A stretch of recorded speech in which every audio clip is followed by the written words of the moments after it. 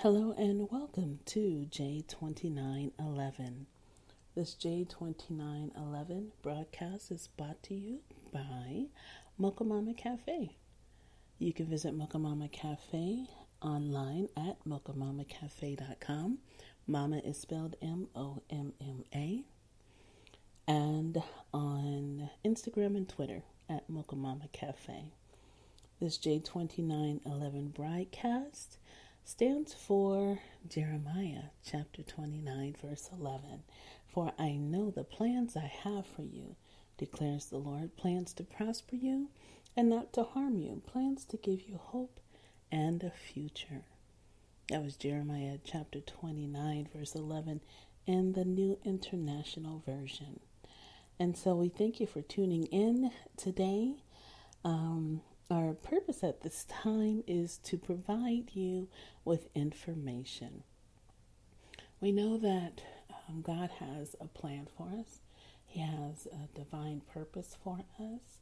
And sometimes finding out that purpose can be a challenge especially if we don't want to accept what that purpose is. And so we here at J2911 want to provide you with information. And for many years, I've heard of The Science of Getting Rich by Wallace D. Wattles. And so we have started traversing through this book, doing a chapter of broadcast, basically. In fact, we were releasing one chapter or one broadcast a week, I should say. But with the feedback I've received, we've decided to go in and release it on Monday, Wednesday, and Fridays. So it'll be 3 times a week. So instead of ending in December, we will actually end in the middle of October. And today is our 4th reading. We're reading chapter 4 of The Science of Getting Rich. And if you're not too familiar with it, it was written by Wallace D. Wattles and published in 1910. So it is also kind of a precursor, if you will, to The Secret. And with it being published in 1910, it is now in the free public domain. And so feel free to look it up to get more information as far as researching Mr. Wattles, Wattles, Wallace D. Wattles. So before we jump into our reading of chapter 4, I wanted to go over a couple of things that I mentioned in prior to reading chapter 3, because we're starting to get to the meat of it, if you will, in chapter 4. And we're on this journey together. I've never read the whole book, but I've heard much about it, and I started it, and then I'm like, I need to share this. And so we're on this journey together. And the lingo, you have to be aware that this language, because it was written in 1910, the language is quite different. And actually, Wallace D. Wattles was quite prolific in his writing forms and in the things that he believed. So I wanted to let you know that there are certain terms that he capitalizes to bring emphasis to these phrases or these words. And one of them is formless intelligence, original substance, formless substance, formless stuff, thinking stuff, certain way, and thinking substance. Now, out of context, this may sound really, really weird. So I ask that you would listen to the chapter and then, even then, not make a complete decision, but make sure you go out and get the book, or at least to listen to our chapters, the reading of the chapters, and make a decision based on that, as opposed to singling out one portion and being like, I don't know what that's talking about. What is that? What is that? What is that? And making a decision based on a lack of information. We don't want to do that. We want to move forward in the decision-making process based on complete information, or at least as complete as possible. And just so you know, that Mocha Mama Cafe will be publishing this towards the end of September or sometime in the fall, most definitely. So thank you for tuning in today. We were going to get started in reading chapter 4 of The Science of Getting Rich. The first principle in the science of getting rich. Thought is the only power which can produce tangible riches from the formless substance. The stuff from which all things are made is a substance which thinks, and a thought of form in this substance produces the form. Original substance moves according to its thoughts. Every form and process you see in nature is the visible expression of a thought in original substance. As the formless stuff thinks of a form, it takes that form. As it thinks of a motion, it makes that motion. That is the way all things were created. We live in a thought world which is part of a thought universe. The thought of a moving universe extended throughout formless substance, and the thinking stuff moving according to that thought took the form of systems of planets and maintains that form. Thinking substance takes the form of its thought and moves according to the thought. Holding the idea of a circling system of suns and worlds, it takes the form of these bodies and moves them as it thinks. Thinking the form of a slow-growing oak tree, it moves accordingly and produces the tree, though centuries may be required to do the work. In creating, the formless seems to move according to the lines of motion it has established. The thought of an oak tree does not cause the instant formation of a full-grown tree, but it does start in motion the forces which will produce the tree along established lines of growth. Every thought of form held in thinking substance causes the creation of the form, but always, or at least generally, along lines of growth and action already established. The thought of a house of a certain construction, if it were impressed upon formless substance, might not cause the instant formation of the house, but it would cause the turning of creative energies already working in trade and commerce into such channels as to result in the speedy building of the house.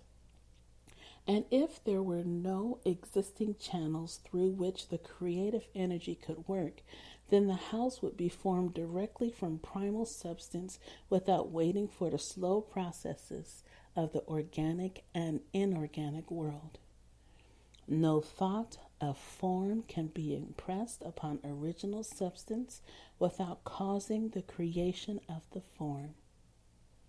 Man is a thinking center and can originate thought. All the forms that man fashions with his hands must first exist in his thought. He cannot shape a thing until he has thought that thing. And so far, man has confined his efforts wholly to the work of his hands. He has applied manual labor to the world of forms, seeking to change or modify those already existing. He has never thought of trying to cause the creation of new forms by impressing his thoughts upon formless substance. When man has a thought form, he takes material from the forms of nature and makes an image of the form which is in his mind. He has so far made little or no effort to cooperate with formless intelligence, to work with the Father. He has not dreamed that he can do what he seeth the Father doing. Man reshapes and modifies existing forms by manual labor.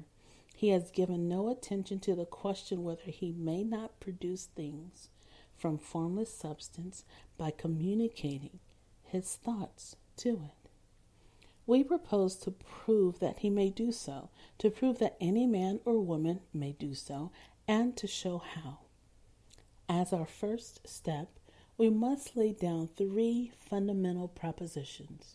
First, we assert that there is one original formless stuff or substance from which all things are made. All the seemingly many elements are but different presentations of one element. All the many forms found in organic and inorganic nature are but different shapes made from the same stuff. And this stuff is thinking stuff.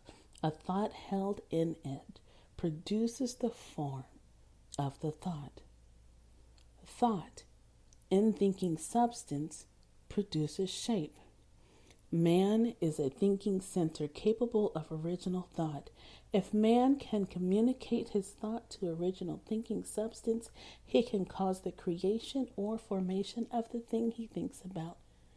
To summarize this, there is a thinking stuff from which all things are made and which, in its original states, permeates, penetrates, and fills the interspaces of the universe. A thought, in this substance, produces the thing that is imagined by the thought. Man can form things in his thought and, by impressing his thought upon formless substance, can cause the thing he thinks about to be created. It may be asked if I can prove these statements, and without going into details, I answer that I can do so, both by logic and experience. Reasoning back from the phenomena of form and thought, I come to one original thinking substance. And reasoning forward from this thinking substance, I come to man's power to cause the formation of the thing he thinks about. And by experiment, I find the reasoning true. And this is my strongest proof. If one man who reads this book gets rich by doing what it tells him to do, that is evidence in support of my claim. But if every man who does what it tells him to do gets rich, that is positive proof until someone goes through the process and fails. The theory is true until the process fails, and this process will not fail. For every man who does exactly what this book tells him to do will get rich. I have said that men get rich by doing things in a certain way, and in order to do so, men must become able to think in a certain way. A man's way of doing things is the direct result of the way he thinks about things. To do things in the way you want to do them, you will have to acquire the ability to think the way you want to think. This is the first step toward getting rich. To think what you want to think is to think truth, regardless of appearances. Every man has the natural and inherent power to think what he wants to think, but it requires far more effort to do so than it does to think the thoughts which are suggested by appearances. To think according to appearances is easy. To think truth regardless of appearances is laborious and requires the expenditure of more power than any other work man is called upon to perform. There is no labor from which most people shrink as they do from that of sustained and consecutive thought. It is the hardest work in the world. This is especially true when truth is contrary to appearances. Every appearance in the visible world tends to produce a corresponding form in the mind which observes it, and this can only be prevented by holding the thought of the truth. To look upon the appearance of disease will produce the form of disease in your own mind, and ultimately in your body, unless you hold the thought of the truth, which is that there is no disease. It is only an appearance, and the reality is health. To look upon the appearances of poverty will produce corresponding forms in your own mind unless you hold to the truth that there is no poverty. There is only abundance. To think health when surrounded by the appearances of disease, or to think riches when in the midst of appearances of poverty, requires power.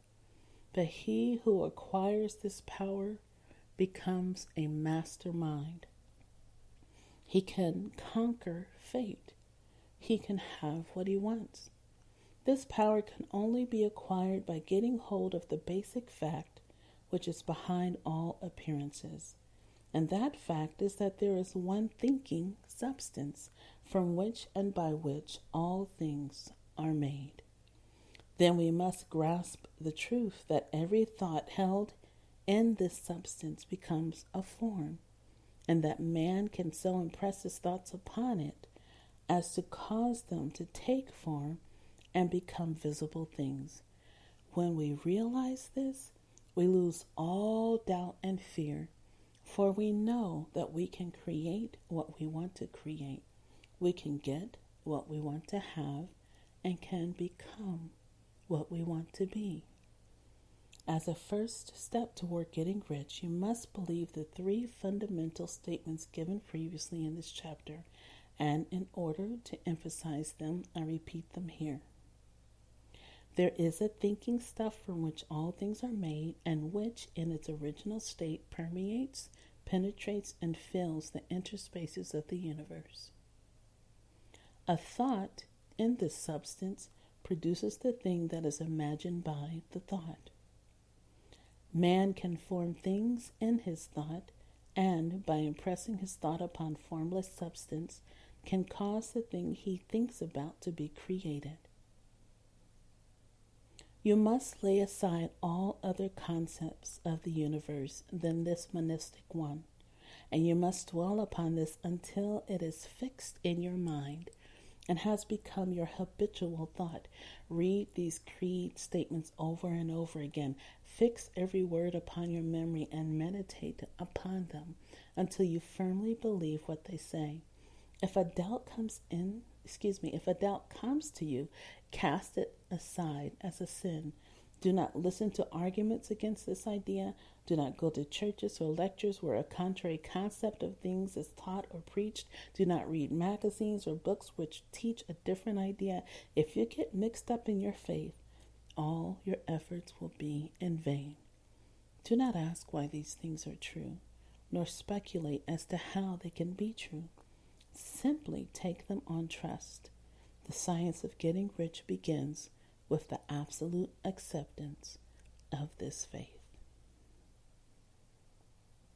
The Science of Getting Rich, Chapter 4, by Wallace D. Wattles. So we thank you for tuning in to our J2911 broadcast. And just to read that again, our verse again, it's, "For I know the plans I have for you, declares the Lord, plans to prosper you and not to harm you, plans to give you hope and a future." Jeremiah 29:11 from the New International Version.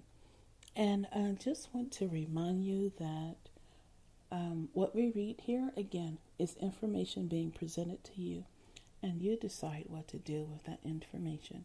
But make sure you base that decision on a totality of completed information as opposed to one reading here or a little reading there. But thank you again. And again, I am Joylyn A. Sparks, and this has been brought to you by Mocha Mama Cafe, and you can reach them at mochamacafe.com. And Mama is spelled MOMMA, mochamacafe.com.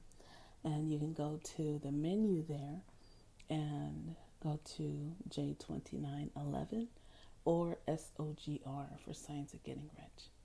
God bless, and you have an awesome day.